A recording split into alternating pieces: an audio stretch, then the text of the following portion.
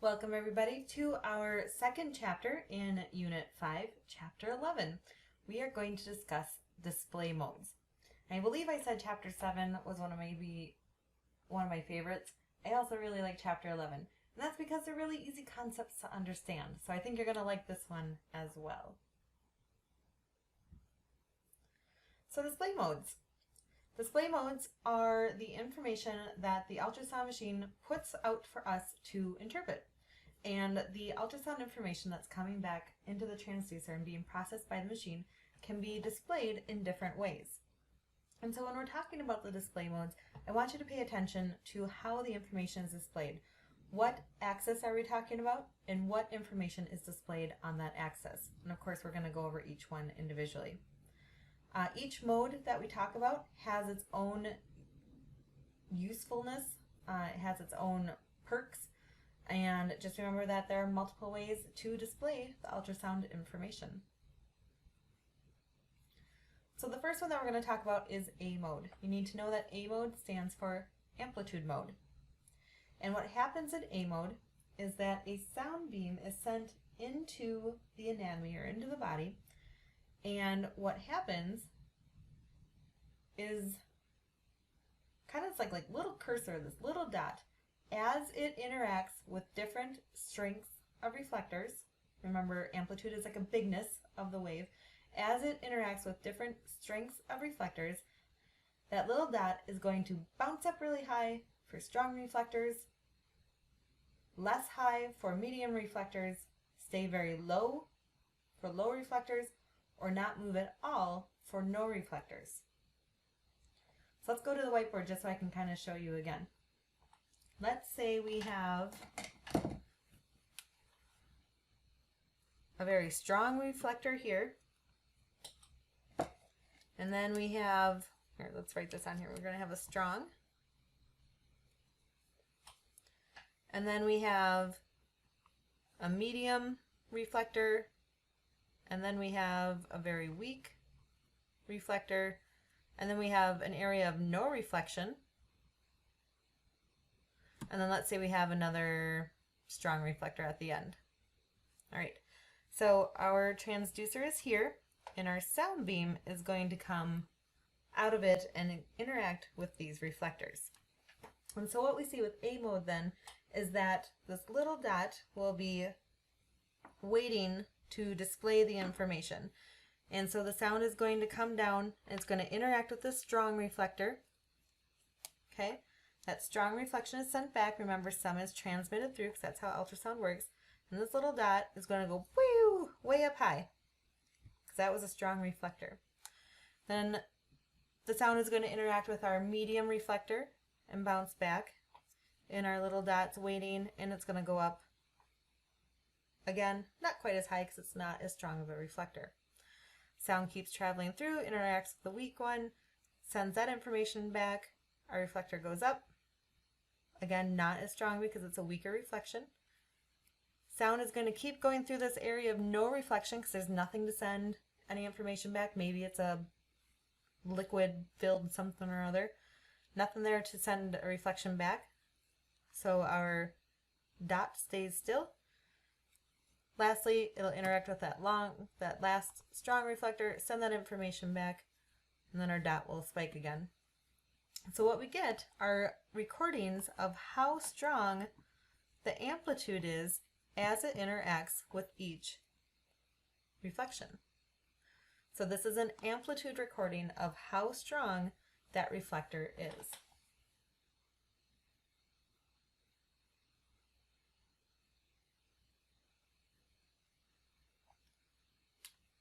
So this slide just kind of discusses again what I talked about with the whiteboard drawing, that there's going to be a graph, and it's going to be created by a little dot that travels along the screen, mapping out the reflections that are received. And this is all just from one scan line. So just that one scan line and how it interacts with structures as it moves into the body. Again, really tall peaks are going to be stronger reflectors, where no movement is no reflection, and then we have our in-betweens where we have the kind of weaker to medium reflections. So what I really like about this picture is that we have an image. We have a B mode image that we're used to seeing, right? We're seeing the anatomy, and then we're seeing the A mode kind of superimposed next to it. So look at, we know that on B mode, really bright, strong reflectors are usually white, right? Look at this first one here, matches up with this one here. Completely off the charts, strongest reflector. And then look again here, we have nothing reflecting back here. Well look, it's going through a black anechoic area. That makes sense. There really aren't any reflections coming back. And then we have a strong reflector again, matches up with this one here. And so then we see those different layers, those different echogenicities being reflected as their, or charted as their amplitude. Now A mode, this happens to be of an eye. A mode is typically used with ophthalmology. It helps the doctor to see kind of the area that the transducer is in contact with, then the vitreous fluid of the eye, and then it can see where the retina is in the back of the eye. So that's kind of interesting. One thing that we say about A mode, that it kind of resembles a skyline. So you can kind of see that tall buildings have tall amplitudes where we have the lower amplitude buildings. So if that helps you to kind of remember what A mode looks like a skyline. When we talk about how we're graphing this then, the x-axis is showing us depth. So remember the transducer is kind of sitting over here, and the further we get into the body is going this direction. So this structure here is deeper than this structure over here. So depth is along the a-axis, or excuse me, the x-axis, and then y is going to display the amplitude. Remember that y is the vertical axis, and we are displaying how strong those reflectors are as the sound beam travels into the body. So A mode stands for amplitude mode, x-axis is depth, y-axis is amplitude. Now B mode is what we know, right? That's what we work with for a lot of our pictures. B mode is kind of our bread and butter. B mode stands for brightness mode. And if we think about our pictures, that totally makes sense. There's different brightnesses being displayed on our image. So we know that the sound leaves the transducer, heads out, looks for any interaction with anatomy, and as it interacts, it sends some of that information back. And how that information comes back then is processed by the machine. It takes a look at how strong the reflectors are, and the stronger the reflectors, typically the pixel, the part of the picture that represents that area, is then going to be brighter. So we get scan lines that come out of the transducer, interact with anatomy, processed by the machine, and then the machine displays on our monitor the brightness, which correlates with the amplitude of the reflector. So when B mode originally started, it was called what we call bistable, and it originally had pixels that could either be on or they could be off. So B mode originally was a completely black or white picture. So, I'm trying to remember what this was a picture of. I want to say it was of a pregnant person. I can't remember for sure offhand. I want to say this was the fetus. But you can see that it's either something is there, like a reflection of the skin line here, or nothing is there, like this stuff here. And these were probably just really weak signals that were coming back. The machine was too old to process, because again, it could only process on or off pixels. So now our current machines allow for many different types of brightnesses, many different types of reflectors, because it's become so much more sensitive. Now what's kind of tricky about this is to describe how we are thinking about the axes and what is displayed on them. So you're just going to have to trust me on this one. So when we look at ultrasound waves, we commonly draw them out here. I'm going to go to the whiteboard here. So when we look at our ultrasound waves, remember we're drawing them like this, right? And we know that our compressions are when our amplitudes are really strong, when the density is more, when the intensity is more, when the pixels are squeezed close together, or excuse me, the molecules are squeezed close together. And then we know on the bottom side it's when everything's kind of stretched out and a little more loosey-goosey, right? This type of picture is basically what is displayed by an oscilloscope. An oscilloscope can give us this image of our sound beam so we can get more information off of the beam, what's happening with the beam. And what we see then is that along this axis is the x-axis, right? And with beam mode, the x-axis is depth. The deeper it goes into the body, we get different reflections from our anatomy. But remember, our pictures are oriented more like this, right? So this is parallel with the sound beam. Remember, our sound beam goes like this in our images. So this now is the x-axis. All right? So in our images, this is the x-axis, and it displays depth. Now here's the part that I wish I had a much clearer way of explaining to you. What we are seeing on the z-axis then is actually the amplitude or the brightness. And what I kind of want to show us, just to hopefully kind of make it make sense, is if we were to look at our beam like this is the x-axis, y-axis would kind of be going off this way to the side, right? So it'd be going this way, but we don't really get information to the side. We're only getting information off the x and the z-axis. So now our z-axis is telling us, here's a pixel that needs to be very bright. This pixel isn't as bright. Here's a medium pixel brightness.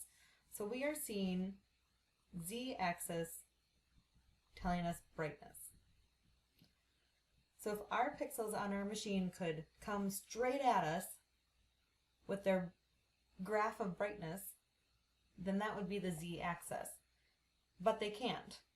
So instead, what we see are different levels of brightness. Is it really strong and right here and really bright, or is it weak and down here? So again, you're going to have to kind of trust me on this one. The z-axis shows us brightness. That is what is this on an oscilloscope. This is actually the z-axis and the x-axis, and our y-axis would be off to the side. We don't consider the y-axis in B mode. Okay? So just to reiterate, z-axis shows us amplitude. That's why we get different brightnesses in our B mode image. Where the x-axis shows us depth. Remember, the x-axis is parallel to the direction of the sound beam, and when we are oriented in our pictures, the beam is going down into the body. All right, the last mode that we need to talk about is M mode. Now, M mode stands for motion, and we use M mode to graph the motion of anatomy over time.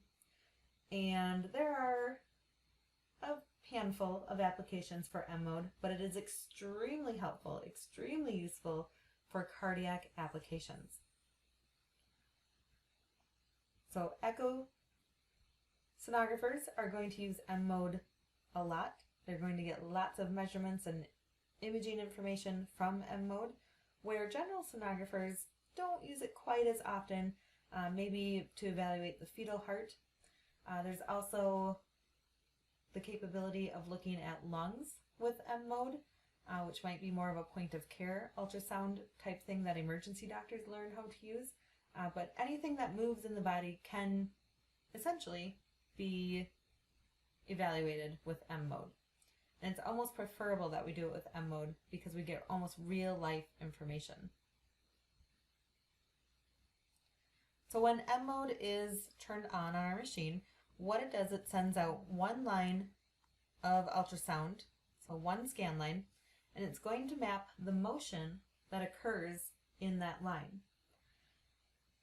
So as the body moves, and the machine is sending pulses out down that one line, it is going to be able to record the different motions that are going through that one line.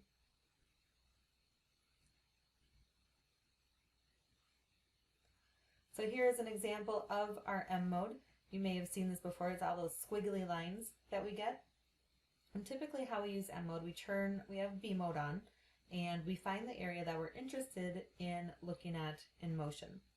And so we pull up our M mode, and again, that's going to create one scan line through our image, and we select the area that we're interested in watching. So this person has selected, looks like maybe through the aorta valve, maybe through the mitral. I'm sure an echo student will correct me. So we're looking at the motion of the wall. We're going to see the motion of this valve here. We're going to see the motion of this wall here. Anything that's moving in this line is going to be displayed down here. And so we turn on M mode, and what we're going to see is that this is going to scroll by. So we are seeing time along the x-axis in M mode, because this is going to scroll by. And what we're seeing in the y-axis, on the vertical axis, is depth. This part here is right next to the transducer, versus this down here is far away or far in the deep field.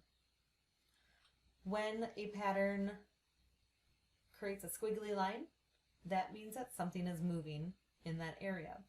So we can then measure the difference in like wall contracting. We can measure the size of the ventricles between when it's in diastole or systole. We can watch how the valves are moving and do lots of measurements with M mode. So with M mode, x-axis is time, y-axis is depth. So I have a little video here. This is from the Butterfly IQ, if you have never heard of it. It's this handheld transducer that you basically just plug into a phone, and then you can scan with it. So I want to just show you what M mode looks like in real time. So you're going to see the B mode picture on the bottom, and then you're going to see this kind of green line. That's that pulse line, that scan line. So they're selecting M mode, selecting where they want their scan line to be. So see how this is scrolling by? This is time going by. And then we're seeing depth. This is near the transducer, far field, down here. Now they can measure in between. They can measure the time it takes from contraction to contraction. I'm just going to play it one more time so you can see it go by. I think I have another video here, but it's not of the heart. So this just gives us a lot of information about how the structures are moving, and we're getting a lot more accurate information versus being able to watch it in real time.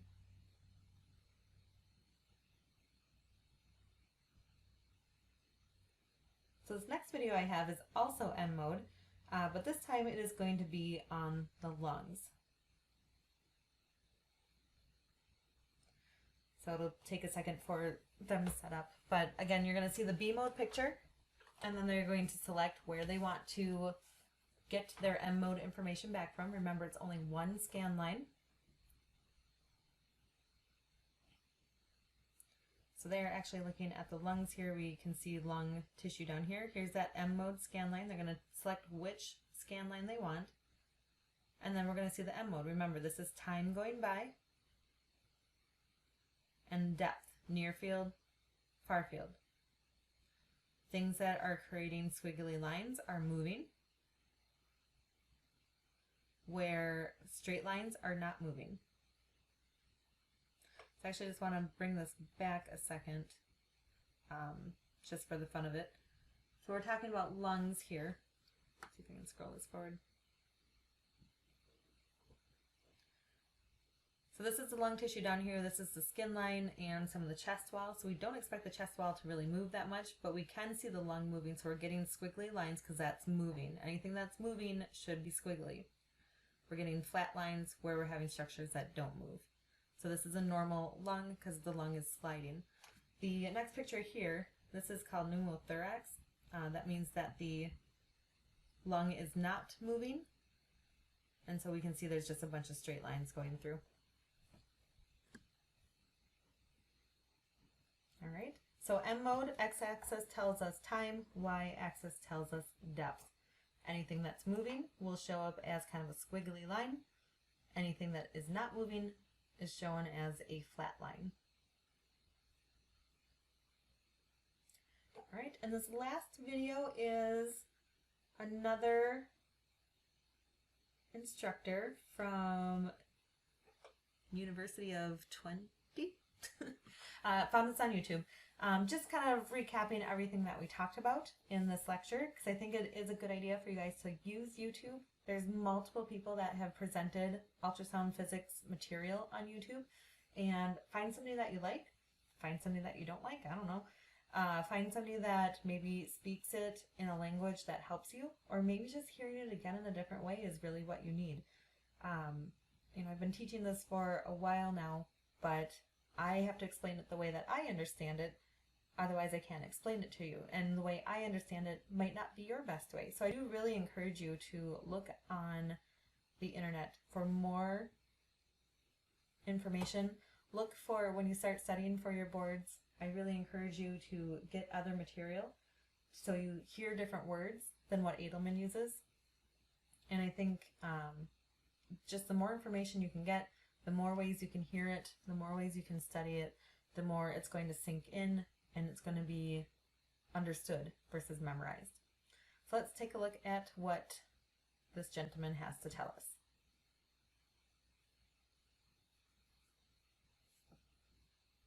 Information to you, the so-called modes. But what are they? And what do they show? This is how the various modes of ultrasound look like. And we can, for instance, distinguish the A mode, the B mode, the M mode, and the Doppler mode. I will now present to you the A, B, and M modes. And the Doppler mode will be presented in another video. First of all, the A mode, which is the simplest way to present ultrasound. Basically, the A mode is the ultrasound amplitude collected along a line in the tissue, and it looks like this. So it shows information of the reflection of ultrasound coming back from the tissue as a function of time or depth. A mode comes from the A in amplitude. It provides you information only in one dimension, and for that reason it's hardly used anymore in ultrasound imaging. The next mode is the B mode, which is basically a number of A mode scans placed next to each other as grayscale values. The name B mode comes from the fact that we see the brightness. It provides you two-dimensional information. And the B mode image is the most frequently used way to present ultrasound images. The special type of ultrasound image is one in which in one direction we see the time, and in the other direction we see the depth along a line. So if we start with the B mode movie and we draw a certain line in it, and then for each frame we plot the A scan along that line as a function of time, this is the result. So in a plot like this, we can see the movement of the various interfaces along the selected line, hence the name movement mode. So there is a rich variety of visualizing ultrasound data, of which the B mode is the most important one. These many modes will allow you to get as much information as possible out of your ultrasound scan.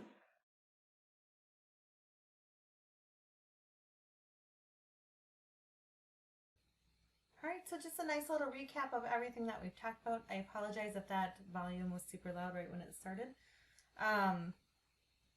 Again, just remember what each mode is. Remember what is displayed on each axis. And I've got a chart here to share with you that shows us that. And then just have a rough idea what they look like and when we use them.